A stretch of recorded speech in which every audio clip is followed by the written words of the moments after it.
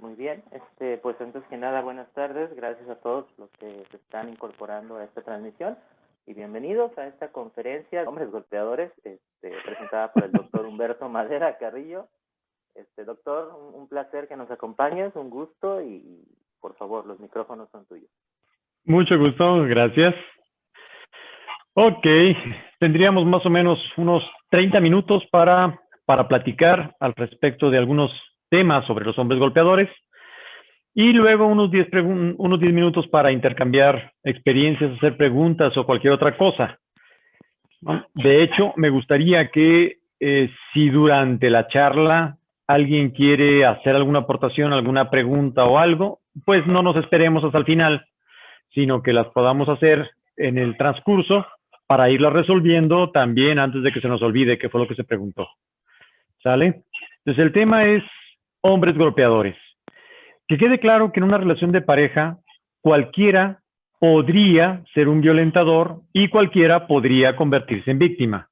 Pero no podemos hacer de lado que en una relación donde mayoritariamente hay heterosexualidad y donde mayoritariamente nuestras sociedades nos entrenan de cierta forma, son los hombres quienes, otra vez, mayoritariamente, ¿sí?, ejercen violencia sobre sus parejas mujeres, ¿sí? Sin embargo, les digo, no significa que esto solamente aplique, ¿sí?, a parejas heterosexuales en una relación de convivencia donde el hombre maltrate a la mujer. Se da en una muy notable mayoría, pero en parejas de hombres homosexuales, ¿sí?, donde uno de ellos es maltratador, entonces se darían más o menos características similares. En parejas de homosexuales femeninos también se daría más o menos, ¿sí?, características similares. Porque una de las cosas que vamos a ver hoy es que el maltrato tiene básicamente un objetivo de control, ¿sí? Hay muchas formas de maltrato y en la inmensa mayoría el control es el que da la satisfacción o el elemento placentero o el elemento de disfrute para el maltratador, ¿sí? Entonces, ¿se puede dar en otro tipo de relaciones y no necesariamente en las heterosexuales? Sí. ¿Con características muy similares? Sí, también, ¿sí? Hoy hablaremos de los hombres que maltratan a su pareja en una relación heterosexual. Ok. Entonces, hombres maltratadores u hombres golpeadores. Le pusimos hombres golpeadores porque es un poquitito más impactante el asunto, ¿sí?, si le ponemos esa palabra, pero nos estamos refiriendo a maltrato y no nos estamos refiriendo exclusivamente a maltrato físico. Sí, cuando dicen hombres golpeadores, obviamente se hace referencia, o por lo menos se tiene la imagen, de el maltrato físico. Como vamos a ver aquí, hay muchos otros tipos de maltrato, ¿sí? Ok, muchas gracias por la invitación al doctor Jaime Isaac Galván Cabello, director general de Bienestar Emocional, que me contactó hace poco de tiempo y me dijo que sí me gustaría platicar esas cosas. Y como yo soy un chismoso de primera, entonces le dije que sí. Ok. Primero, definamos qué cosa es violencia, ¿sí? Y definámoslo desde una fuente de definición que está al alcance de todos, Wikipedia. La violencia es el tipo de interacción entre sujetos que se manifiestan aquellas conductas o situaciones que de forma deliberada, aprendida o imitada provocan o amenazan con hacer daño, mal o sometimiento grave, y la palabra grave debe estar acotada en virtud del sentimiento de la víctima, no del maltratador, que quede claro, ¿sí? Es decir, si para la víctima eso es grave, ¿sí?, aun cuando para el maltratador no lo sea, por supuesto, entonces, ¿sí?, es violencia. De tipo físico, de tipo sexual, de tipo verbal o tipo psicológico, y podríamos agregar de tipo económico también, y se pueden definir algunas otras, porque conforme se va avanzando en cuestiones sociotecnológicas, ¿sí?, esas conductas humanas van ampliando el panorama de ejercicio, y entonces ahorita puede haber violencia cibernética, puede haber otro tipo de cosas, ¿sí? Violencia política, que antes podría no haberse considerado, ¿sí? Pero estamos hablando de todos los ámbitos donde la conducta humana se ejerza. En otras palabras, cualquier situación emergente en una sociedad puede convertirse en un lugar donde se puede ejercer también la violencia, ¿sí? Ok, esto es a un individuo o a una colectividad, afectando a las personas violentadas de tal manera que sus potencialidades presentes o futuras se vean afectadas, ¿sí? Según la OMS, la violencia es el uso intencional de la fuerza física, amenaza contra uno mismo, otra persona, un grupo o una comunidad que tiene como consecuencia, o es muy probable que la tenga como consecuencia, un traumatismo, daños psicológicos, problemas del desarrollo o la muerte. Y si estamos comparando estas dos definiciones, nos daremos cuenta que la segunda se queda corta.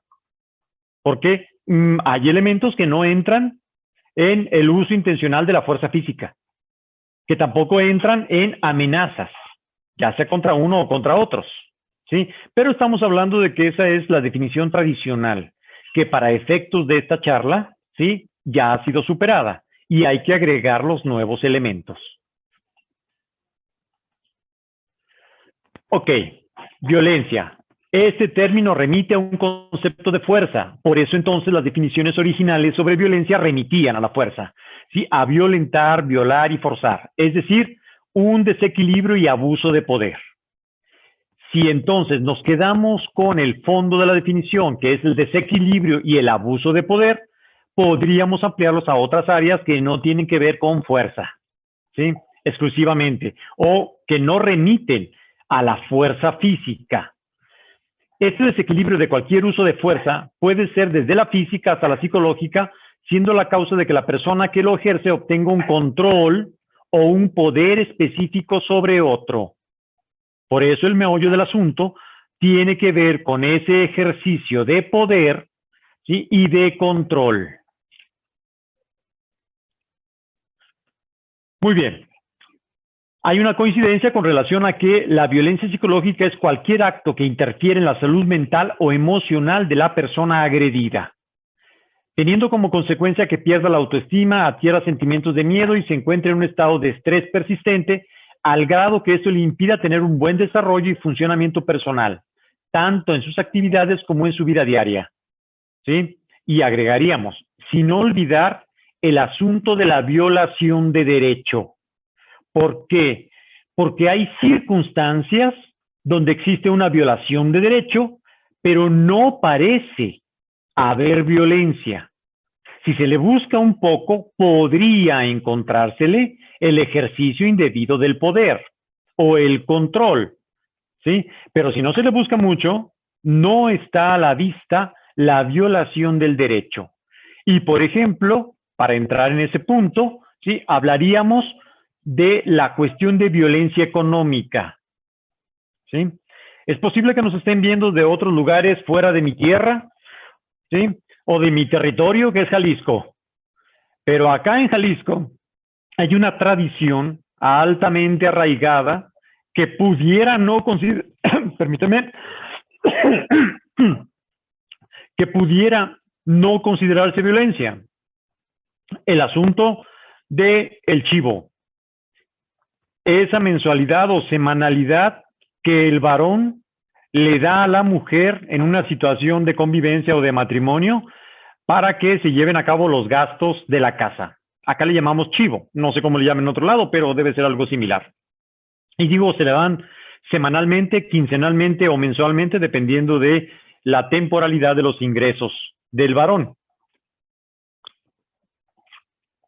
Y por supuesto que se diría que si el chivo es suficientemente amplio como para cubrir las necesidades del hogar y los gastos que de ahí se deriven, pues no habría violencia.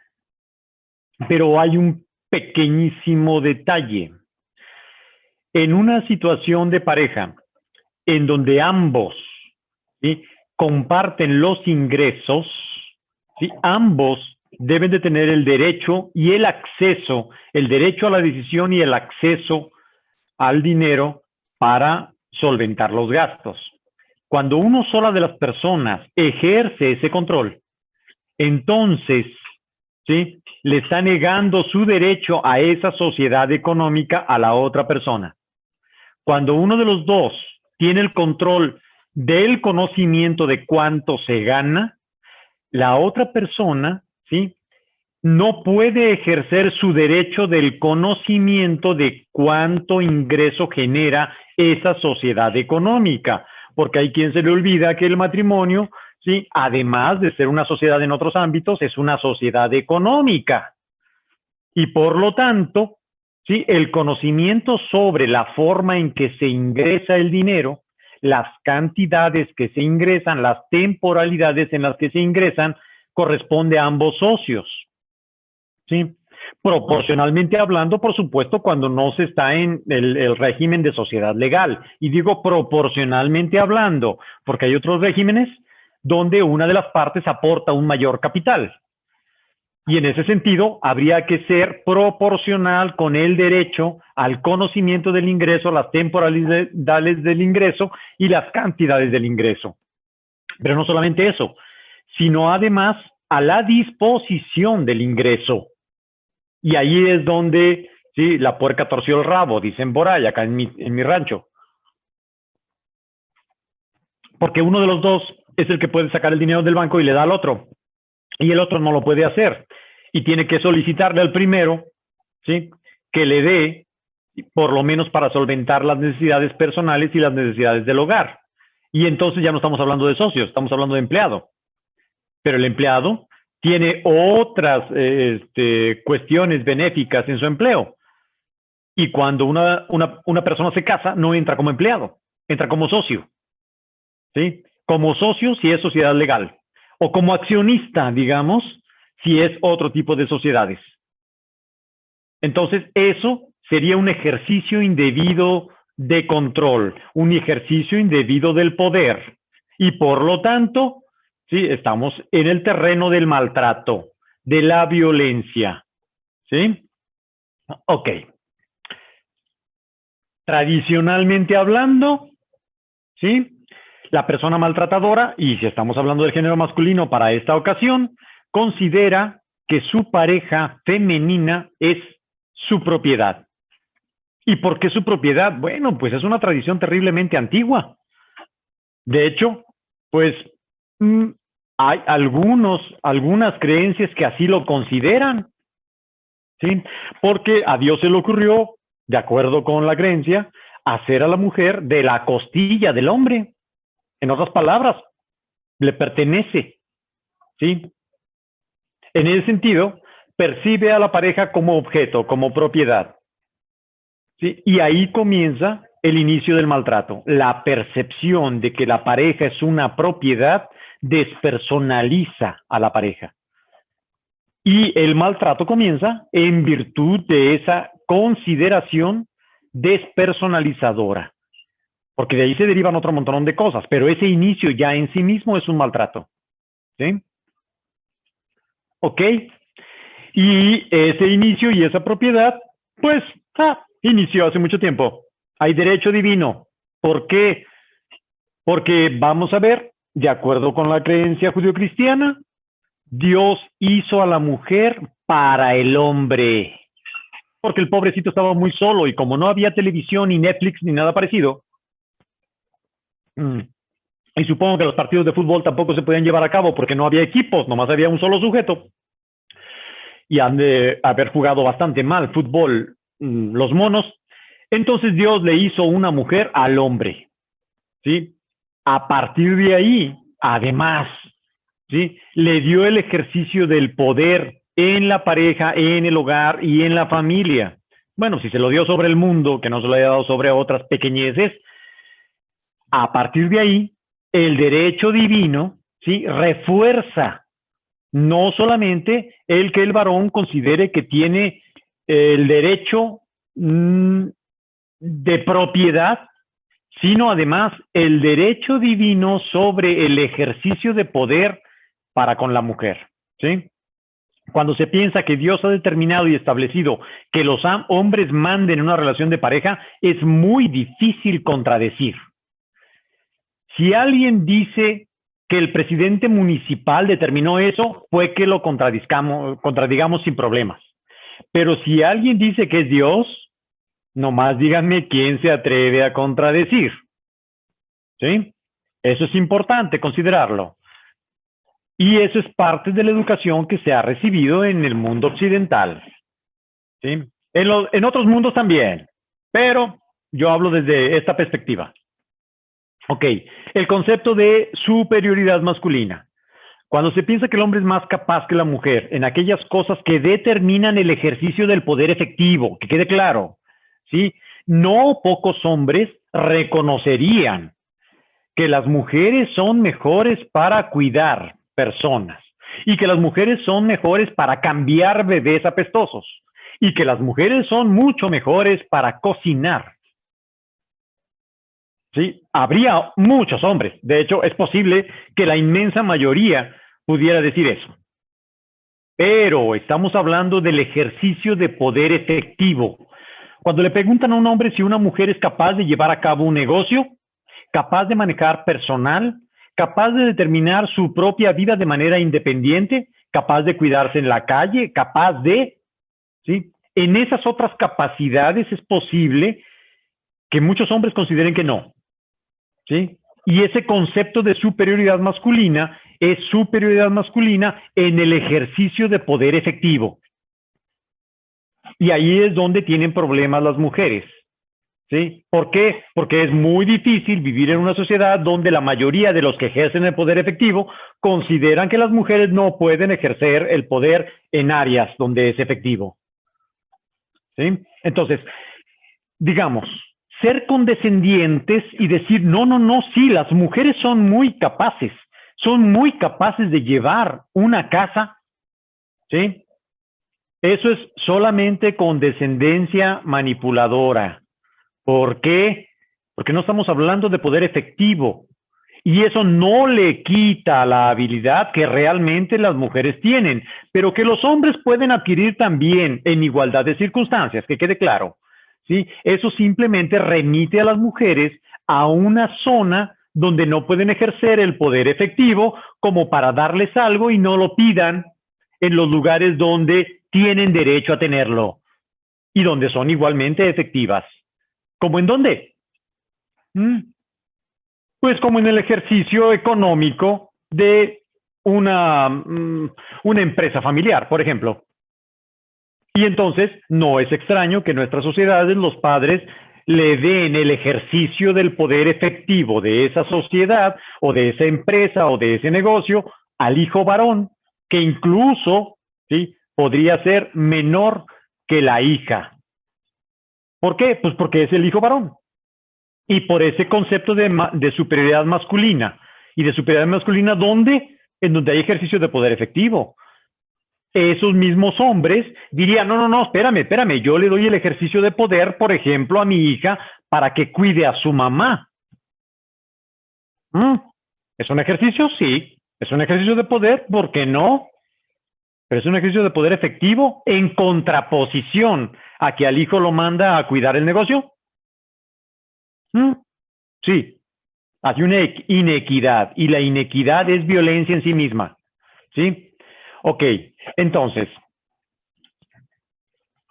ahora bien, ¿qué pasa? Porque también hay un argumento, ¿no? De que las mujeres que han vivido violencia en la infancia buscan a un hombre violentador para vivir con él. Y dice, pues es que ¿por qué lo buscan?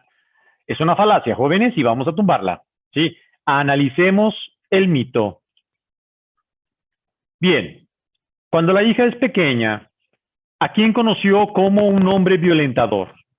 ¿Sí? Al padre, normalmente, a la figura que se encuentra en la casa como pareja de la madre, sea o no el padre. Vamos a quitarle el nombre del padre, ¿sí?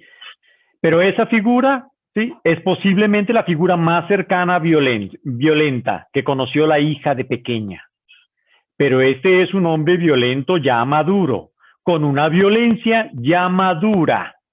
¿Por qué? Porque la hija no conoció a un hombre violento en sus 16 años. conoció a un hombre violento ya cuando era una pareja adulta, muy probablemente arriba de los 20, ¿sí? Y como todo, se va madurando. La violencia aprendida en la infancia se va madurando. Si no se trata a tiempo, si no se trata adecuadamente, ¿sí? Esa violencia, como todo aquello que se ejercita, se madura. Y no solamente se madura, se vuelve más efectiva. Y no solamente se madura y se vuelve más efectiva, se vuelve más difícil de quitar. Como toda mala costumbre. Ok. Ese hombre, antes de que la hija lo conociera, cuando lo conoció la madre en su juventud, ¿cómo era? Bien, vamos a ver. Veamos, ¿sí? Ese hombre violento fue conocido en este punto. Este es el punto de la normalidad. Y hablando aquí de la normalidad, estamos hablando de una normalidad ideal sin el ejercicio de la violencia. ¿Ok? Ese sujeto podría haber tenido este elemento patológico de violencia. Pero conforme avanza en el tiempo, ya dijimos, se va madurando, y entonces este elemento patológico va creciendo. Cuando la hija conoce a esta persona tiene ya muy elevados los niveles de maltrato, de control, de violencia. ¿Sí? Aquí lo conoce ella. ¿Ok? Pero no solamente eso, es posible que este hombre esté inmerso junto con su mujer y su hija en una circunstancia donde ese machismo y esa violencia estén normalizados.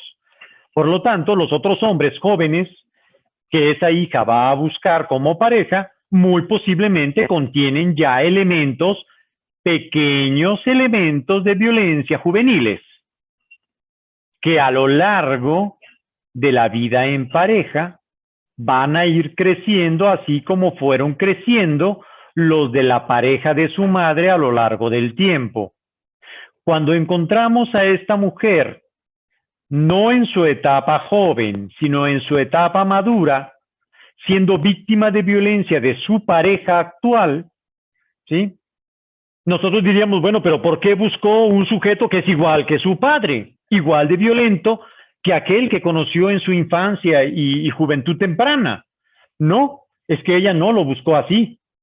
Cuando lo buscó, aquel sujeto tenía elementos iniciales de violencia que no pudo notar y que fueron creciendo. ¿Sí? Y entonces ahora se parece este violentador al violentador que ella conoció, pero no porque ella quisiera buscar un violentador. Hay explicaciones psicológicas bastante equivocadas y muy primitivas que dicen, bueno, es que eso conoció, eso busca. No, no es así. Cuando ella lo buscó, creyó que ante él tenía a alguien con muchísimo menos ejercicio de violencia que lo que ella había temido, vivido, experimentado. Claro, ¿por qué? Porque a ese violentador que ella conoció era un violentador maduro, con mucha práctica, un macho acérrimo, y ella trató de encontrar uno que no fuera así, pero no pudo distinguir los elementos iniciales de ese machismo y esa violencia, que se fueron además madurando con el tiempo. ¿Sí? Claro, si siguiéramos con esta gráfica, diríamos, bueno, es que a lo mejor en su etapa ya de vejez, pues la mujer dirá, es que ya se le quitó. No, ya decayó la fuerza, que es diferente. ¿Sí? Ok, la importancia entonces de las relaciones de pareja observadas en la familia de origen tiene que ver porque lo observado importa. Y eso observado por alguien muy joven en su niñez o en su juventud temprana, le va a servir a esa persona para comparar a la pareja que va buscando. Si vivió una violencia extrema y tiene un novio que solamente la controla económica, ¿sí? Y verbalmente, pues le va a parecer que ese sujeto es un caballero. ¿Por qué? porque vivió posiblemente violencia física, violencia sexual. Fue testigo de eso con su madre.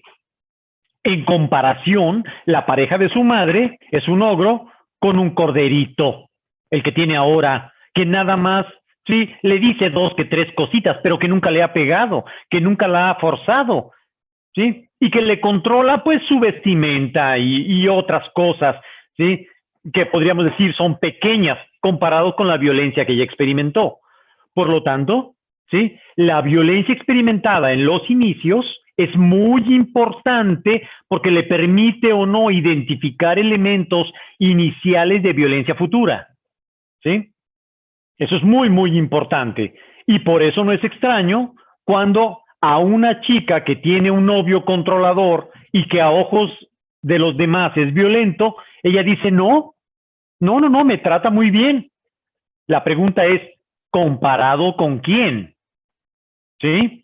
Su concepto puede ser correcto en la comparación. Comparado con el padre violento, pues su novio no lo es, todavía, porque además le falta la suficiente madurez como para predecir el avance, la madurez de esa violencia a futuro. Pero si estamos nosotros considerando que es una chica inteligente, ¿sí? Podríamos saber que su comparación directa entre su novio y su padre, su padrastro, o la figura violenta que tenía en casa, es una comparación correcta. ¿Sí? Lo que ella no sabe es que le falta todavía un pedazo de evolución. Por lo tanto, entonces, ¿sí? Vamos a ver algunos ejemplos. Hay elementos que permiten hacer mejores comparaciones. Por ejemplo, la duración del cortejo. Hay algunas investigaciones que establecen que hay diferencias significativas entre la duración del cortejo en mujeres violentadas y mujeres no violentadas. ¿Qué significa? Veamos. Las mujeres no violentadas de estos grupos, de una investigación que se hizo en la UNIVA hace ya algunos años, implicaba que las no violentadas tenían un promedio de cortejo de 2 años y medio, mientras que las mujeres violentadas tenían un promedio de cortejo de medio año. ¿Sí? Hay una gran diferencia. ¿Cómo se explica eso? Se explica en virtud de que mientras menos tiempo se tenga de conocer a la pareja, es posible que menos elementos y menos características se conozcan de ella, que puedan aflorar cuando la relación ya está madura o cuando ya tienen un compromiso. Y un compromiso significa viviendo con él o teniendo hijos, que también social y económicamente pueden limitar a una persona a tomar decisiones que le ayuden a salvarse de ello. No podemos minimizar esa cuestión social, ¿sí?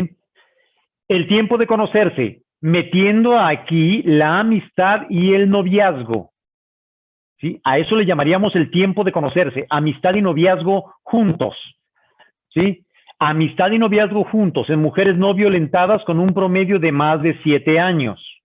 Y amistad y noviazgo juntos, todo en 2 años y cacho, contra, digamos, el tiempo de las mujeres violentadas, ¿sí?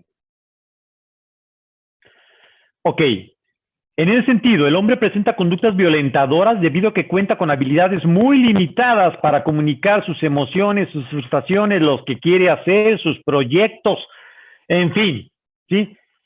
Que le provocan las presiones sociales, personales por las que atraviesa. Y no estamos hablando de justificación. Las mujeres y todas las personas atraviesan por presiones sociales y personales día con día, ¿sí? Ok, el hombre violentador cree en el uso de la violencia. Y cree en el uso de la violencia no solamente como una manera de resolución de conflictos, sino también como un ejercicio preventivo. Eso es, digamos, esa creencia está arraigada. Para evitar que en el futuro la mujer vaya a hacer algo, ejerce la violencia. Para evitar o corregir lo que la mujer ya hizo, también lo ejerce. ¿Por qué? Porque cree en el uso de la violencia, ya sea porque lo haya aprendido, lo haya visto, en fin, se lo hayan dicho, Dios se lo haya dicho, en fin. También tiene creencias irracionales sobre las diferencias de género. Y no es extraño que este tipo de hombres considere que el hombre posee, ¿sí?, facultades que la mujer no, derechos que la mujer no, obligaciones que la mujer no. Y cuando decimos obligaciones, bueno, una de las cosas que los hombres creen que tienen como obligación es educar a la mujer. Es su obligación. Derecho y obligación. Muchas de esas creencias irracionales sobre las diferencias de género las ejerce el hombre, ¿sí? Y si no tiene ninguna otra herramienta más que el uso de la violencia, las ejerce violentamente. Hay hombres que creen que si la mujer se viste libremente como ella quiere vestirse, podría eso injuriar al hombre. Porque ¿qué van a decir acerca de que su pareja se vista así? ¿Qué van a decir de él? Si se fijan, es una injuria, es una humillación, es una afrenta. ¿Sí? Entonces, estamos hablando de creencias irracionales sobre diferencias de género. Muchas irracionales tienen que ver con el sometimiento de la mujer a la voluntad del hombre. ¿Sí? La obediencia de la mujer a las decisiones del hombre, bajo la creencia irracional de que los hombres son los que saben y pueden decidir. ¿Sí? En muchos aspectos de la vida, los aspectos más importantes de la vida. Ok, el nivel de preparación también es importante. Los grupos de mujeres no maltratadas tenían un nivel de preparación en promedio de más de 13 años de estudio. Y estamos contando entonces los 6 de primaria, los 3 de secundaria y algo de prepa. El promedio de las mujeres maltratadas en este estudio tenía 9 años y poquitito. ¿Qué significa? 6 de primaria y 3 de secundaria. Entonces, si estamos hablando de, en promedio, estudios de secundaria para los grupos de mujeres maltratados y de más de preparatoria para las mujeres no maltratadas.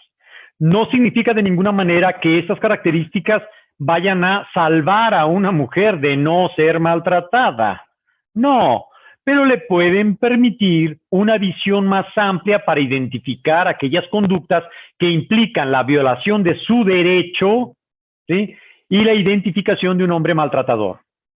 Por otro lado, el nivel de estudios de los hombres, ¿sí?, era más elevado en las parejas no maltratadas, donde los hombres no maltrataban, y era mucho menor en el grupo de los hombres que maltrataban. Y de ninguna manera es una justificación. Y alguien podría decir, sí, los hombres con educación también maltratan. Correcto. Sí, pero la probabilidad de encontrarse con un maltratador aumenta, ¿sí?, en forma inversa con el nivel de estudios. Mientras menos estudios tenga el hombre, más probabilidad, estamos hablando de probabilidad, de que el sujeto pudiera, en nuestro contexto, ser un macho maltratador. ¿Sí? ¿Ok? La importancia de identificar en el compañero las conductas siguientes. Número 1, el ejercicio unilateral del poder. ¿Sí? Ejercicio unilateral del poder. El control sobre la mujer. Las creencias equivocadas con relación al rol y las pocas estrategias para lidiar con problemas. Hay muchos otros elementos, pero estos 4 deberían de prender, ¿sí?, los factores de alarma. Los identificadores de alarma son estos, ¿sí? No importa a qué nivel se encuentre la relación. Por otro lado, eso implica no comparar el nivel de violencia vivido en casa con las conductas del novio o de la pareja inicial, sino comparar directamente las conductas del novio o de la pareja con los derechos de la mujer. Directo, ¿sí? No decir, ay, bueno, es que este no me pega tanto. Es que este no me pega. Y si no me pega, pues no es violencia, porque la violencia que vivieron a lo mejor era física. No. ¿Sí? Hay que comparar no sobre la violencia vivida antes con la ejercida por la nueva pareja, sino directamente las conductas de la pareja con el ejercicio de los derechos de la mujer. ¿Sí? Y eso nos permitirá identificar violaciones de derecho. Y esas violaciones de derecho son violencia. No buscar a un superhombre protector y sabio. Qué bueno que lo encuentren, ¿sí? Pero además, deberá de ser un compañero que quiera compartir la vida en situación de igualdad de derechos. Igualdad de derechos. ¿Sí? Y por otro lado, recordar que los hombres y las mujeres afortunadamente somos diferentes, complementarios e iguales. ¿Sí? Diferentes, complementarios e iguales. Muchas gracias. Creo que estamos en el minuto 35 y nos quedarán 5 minutos antes de que nos corten la transmisión para sus preguntas. Muy bien, gracias doctor, súper interesante tu plática. De hecho nos queda un poquito menos de tiempo, pero si alguno de nuestros participantes que están conectados quisieran hacer una pregunta, podemos abrir el micrófono y hacerla al doctor y aprovechar, ¿no?, esta oportunidad que tenemos de hablar con alguien tan experimentado en el área de la violencia y uno de los pocos peritos autorizados a nivel estatal y federal, si no me equivoco, en el área de la violencia en Jalisco, ¿cierto, doctor? Es correcto. Muy bien. Bueno, pues finalmente parece que nadie tiene por ahí alguna pregunta, doctor. Quisiera agradecerle infinitamente el tiempo que nos ha proporcionado a todas las personas que están siguiendo esta transmisión y que también haremos un video posteriormente para subirlo a nuestras redes sociales.